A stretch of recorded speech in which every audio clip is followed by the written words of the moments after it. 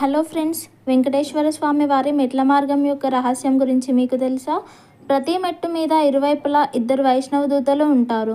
ప్రతి భక్తుణ్ణి గమనిస్తారు. ఇలా ఎందుకంటే పూర్వకాలంలో వైష్ణవ దూతలు మనుషుల్లాగా వెంకటేశ్వర స్వామిని దర్శించుకోవడానికి పోటీ పడేవారు.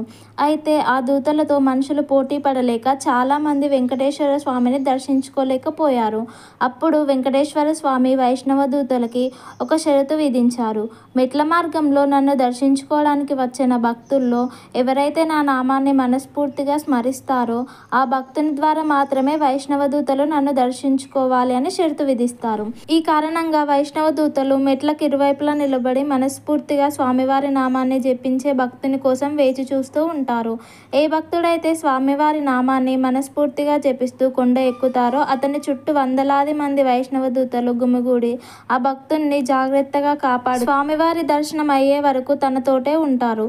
కొండ దిగిన తర్వాత అంతా మంచి జరగాలని దీవిస్తారు. ఈ వీడియో కనుక మీకు నచ్చినట్లయితే లైక్, షేర్ మరియు సబ్స్క్రైబ్ చేయండి.